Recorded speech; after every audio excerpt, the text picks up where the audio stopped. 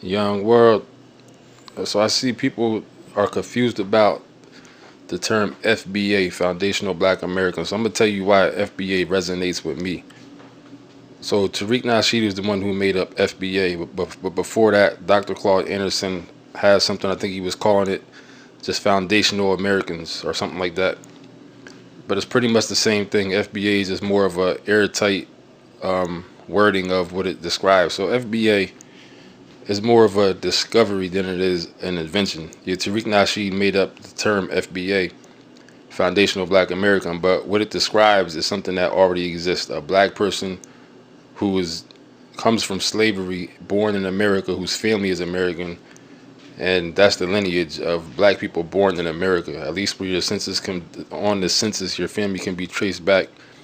At least to I believe he was saying the 1800s, early 1900s. Don't quote me on the exact year, but the reason why this resonates with me is that it's not about following Tariq Nasheed or, like I said, what it describes is something that could actually be worded with something with different words, but it still would mean the same thing. You understand? So the reason why it resonates with me is that I grew up in the projects in a community where white, black, Puerto Ricans we were all mixed together. It wasn't really too much of that type of racism when I grew up. Yeah, I'm sure people definitely there was people who were prejudiced or thought they might have been racist, but at the end of the day, we was all in the same boat. We all played together. It was just we were just one community where I'm from. You know what I'm saying? In the projects. It wasn't until I got older and started going other places and doing other things, being around different groups of people, to where this FBA thing really started making sense to me. For instance, a few years ago, it's not the first time, but one of the most impactful things was a few years ago during the pandemic.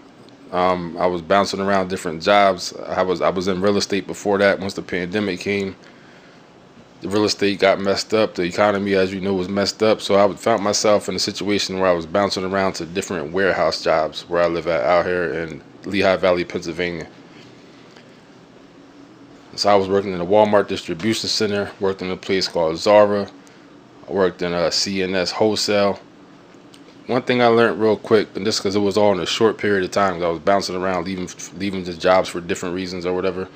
One or two I might have got laid off, but in the course of I think about a year, I probably worked at about four or five different of these factories, and every one that I went to was a different layer of learning.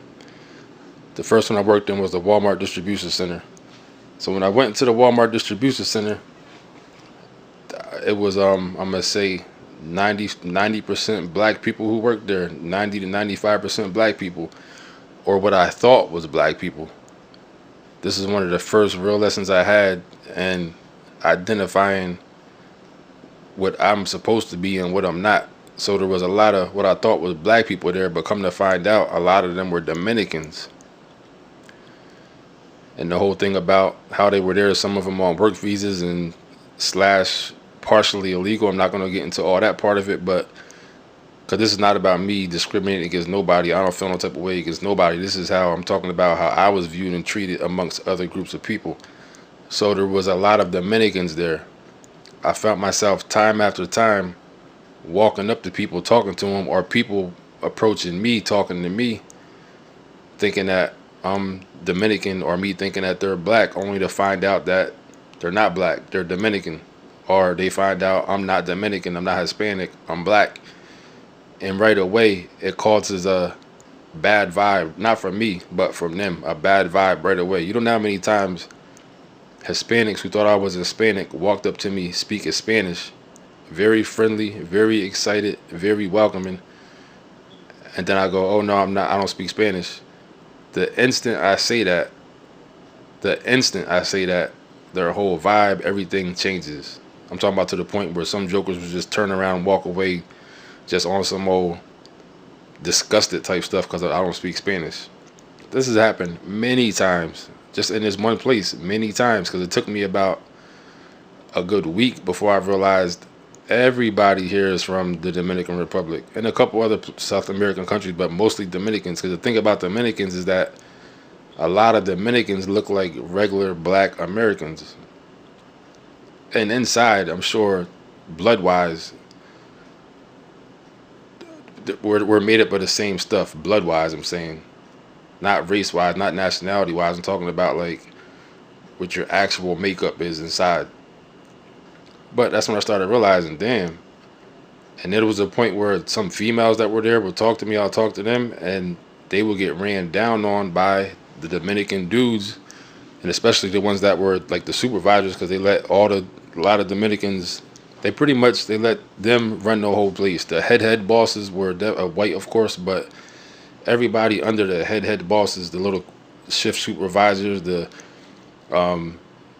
different department little supervisors, they were all Dominicans. You know what I'm saying? And every time one of the Dominican girls tried to talk to me, be friendly and stuff like that, they would get ran down on by the supervisor, and they never would speak to me again after that. They wouldn't say one word to me again after that. So I was just like, wow, that's crazy. You know what I'm saying? So I started noticing that was a thing. It wasn't just like I'm thinking jokers must got a memo or something, or did they get a memo? You know what I'm saying? Is there like a statement they had, like a paragraph, some paperwork they got handed to when they came over here to not interact with black people? You know what I'm saying? Or I didn't know what it was. I was just like, damn, this is weird. Because before this, my interactions and experiences with Puerto Ricans where I grew up at, I mean, everybody might not got along. There might have been some stuff, but for the most part, it wasn't like it was just we're all just from the same place. It is what it is type stuff. It wasn't like that. It was totally different. So that was at Walmart. Then from there, I went to this place called Zara, a clothing warehouse, and it was the total same, but the total opposite. Because it was a weird thing. Because over at Zara, everybody was white, or who I thought were white. Everybody was white. A couple black people, or a couple even Dominicans or dark-skinned Hispanics, but everybody was white. But the thing is, they weren't white Americans. They was all from Colombia, South America, just all them countries down there. A lot of them were mostly from Colombia. The same thing that happened with me with thinking people were black at the Walmart distribution was the same thing over there, but they was white as Zara. People I go talk to, they come talk to me thinking I'm Hispanic. Same thing. I find out, oh, these are not white people. These are white people from some other country. I mean, these are Hispanics from a different country. White people that speak Spanish. These are the Colombians, more than anybody, I realized, look more white than a lot of these Colombians, people from South America, look exactly white. They don't look a lick of Hispanic at all. Totally, fully white. What you would picture as a white person in America. But they're not. They're Hispanics. They're from Colombia and South America. So it was the same thing over there, the same type of interaction, same type of people come up to me, I talk to them, then a divide comes right away. Soon as I realize I'm not Hispanic, a thing, right away, a divide. So I'm like, this is weird.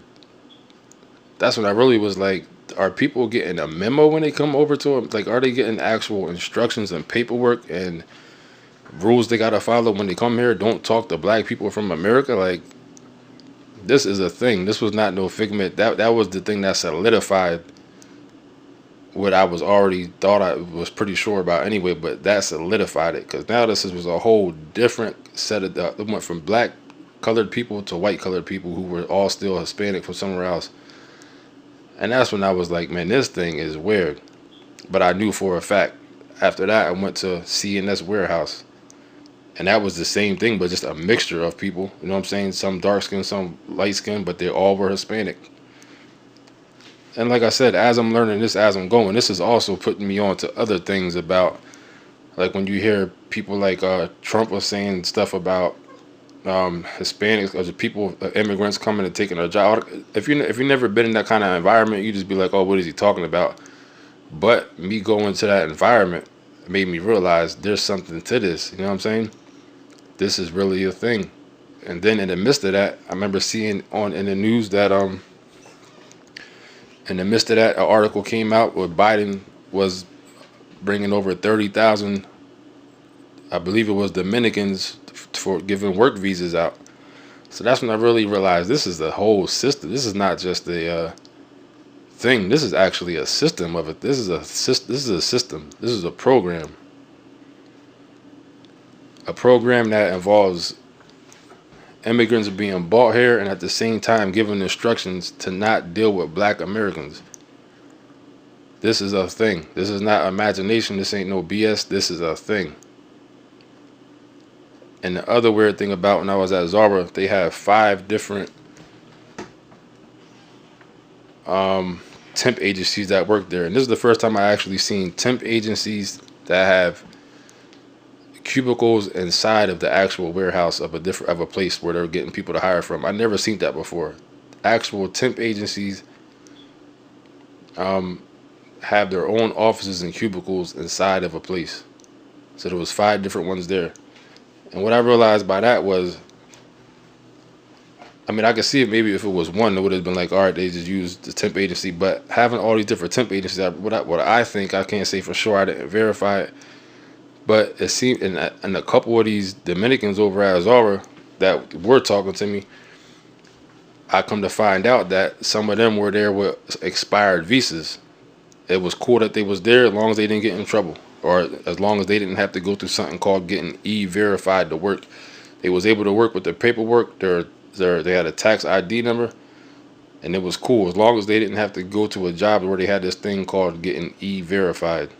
This is a whole thing. This is a whole program and a whole system in place for this thing. Trust me, this is a whole thing going on. So I found that out over there. So I was like, ain't this a B? This is some crazy stuff going on.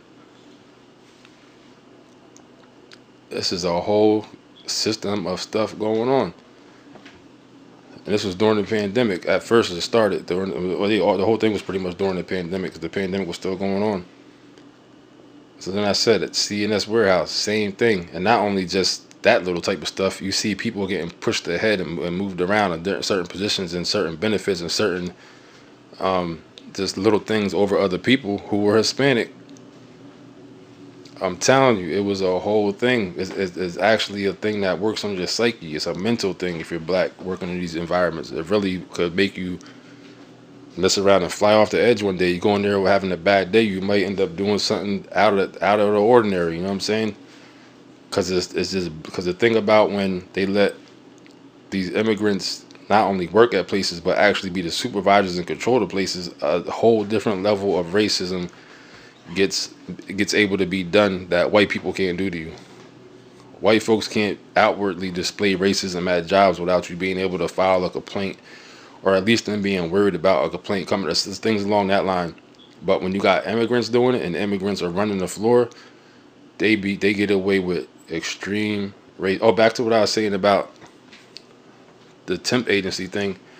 I can't verify it, but I'm sure this is how they was getting around these big companies bringing immigrants working here without them having to actually answer questions to why certain people are working there. You got jokers working there and expired visas and stuff like that. The company don't got to answer no questions. This is all comes through the temp agency. The temp agency is who's hiring these people. And the temp agency I was working for at that time, I didn't realize till after the fact it was a private contracting temp agency, meaning they weren't taking taxes out of our check. They were just giving us, and they were paying us every day. You know what I'm saying? This is all in the books though. It's straight up legit stuff, but I didn't find out till tax time came. Damn, I owe all these taxes, so I didn't get no. I got like $300 in income tax like 2 years ago. But I was like, this is how they're getting around, even have to probably even answer any questions if something goes wrong. Say one of these jokers does something crazy at the job or does anything like that. The company don't got to answer to it because the temp agency hired them. And like I said, these temp agencies have offices inside of the company, right on the floor. And I was just like, why is it fire? It just didn't make no sense. So that brings me back around full circle to the whole FBA thing. This is what being an FBA is about, a foundational black American, or whatever you want to describe it as, whatever word you want to use to describe a black person who's born in America, from America, whose family is descendants of slaves. Like I said, from America. This is where this comes in handy at. Because there's a clear, even if we're not on that, because most of us ain't really on that. Maybe a couple of jokers made fun of people in school, of course, little stuff like that. But that's where it stops for us. That's as far as it goes for us. These people that come over here, it seems as if they have an actual drawn out, written out, documented, like paperwork a memo, if you want to call, to be a certain way towards Black Americans. So if we're not acting like that, these people are definitely acting like that. And no, I'm not going to say everyone, not all of them, but many of them are. You know what I'm saying? Many of them are. And back to Zara, a lot, like I said, where everybody was black. A lot of them were a couple other black people from different countries. I want to say a couple people from Haiti was there. There's different countries down in South, not South America, but just that part of the world. A couple Africans were in there. I don't know what parts of Africa they was from. A couple Africans, even in Walmart too, the Walmart distribution center. That's what I meant to say at first. Walmart distribution center, not Zara, because Zara was where all the white people was at. There was a couple Dominicans there, a couple dark people, skinned people there, but it was Walmart distribution. That's where there was black people there from different. It wasn't just Dominican Republic. Black skinned people from different parts of the world were there, and they was all the same. What they and the other thing too, they would interact with each other. Dominicans, all the dark skinned black people from different places, they were cool with each other. You know what I'm saying? Because even some I don't know if, like I said, a couple of Jamaican, Haitian people from down in that area, they speak not full Spanish, but enough to get by. You know what I'm saying? But either way, they was all group up. They all be cool. They were all accepted of each other, but not with Black Americans. So this is why I became to definitely accept and adapt to what a foundational Black American is. This is a thing.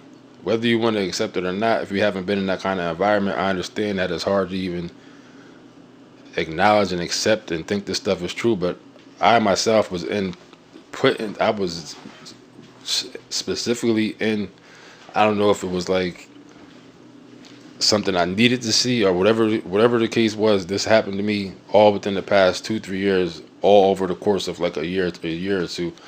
And back to back to back, it would happen in such rapid thing to where it was letting me know that this is a thing. This ain't just your imagination. This ain't just one bad experience. This is actually a thing. You know what I'm saying? And like I said, I'm not gonna sit here and condemn everybody from everywhere and say this is how everybody always is always gonna be. But in my experience with this stuff, this is for real. Like I said, that's just not how I feel about other people. I'm talking about how other people was acting and feeling towards me. There's definitely an agenda put to push black people out of, for one, the workforce in certain areas. I guarantee you that. I would go so far as to say even some white folks. When I was at Walmart distribution center, there was like a couple thousand people that worked there. On one shift, there was easily at least 500-600 people on this shift, easily, if not like 1,000, easily. This is during the pandemic too, so that's a whole different story when we're supposed to be 6 feet apart and all this craziness. And I was sitting there thinking to myself, I don't know if black people ain't coming out and looking for jobs, or if they not hiring. But I don't know. I didn't know what the situation was. And like I said, even whites, there weren't many whites in these places either. But yeah, so that's why when I hear the term foundational Black American, it makes sense to me. You know what I'm saying? I understand if other people might think it's too taboo for them to understand it, but it makes sense to me. I experienced this stuff straight head on. I can't say for 100% sure, but I'm almost going to say for sure that there's a memo that's passed to people that come here from other countries that tells them, do not mess with these black people who are from America for whatever reason. You know what I'm saying? I'm almost sure there's a memo. So that's about it, man. There's a lot of stuff going on in the world that you wouldn't understand or know unless you've seen it. Before I started this thing with these warehouses, I would have never, like, I heard Trump saying it and people's rednecks and stuff like, I would have never thought none of that stuff was true. But man, I tell you, this stuff is for real. This is not a game. This stuff is not a game, man. This is for real. I can't sit here and say this is going on everywhere, but here in Pennsylvania, the Lehigh Valley, Easton, Allentown, and Bethlehem, an hour north of Philly, hour west of New York, this is what's going on out here. So that's what it is, man.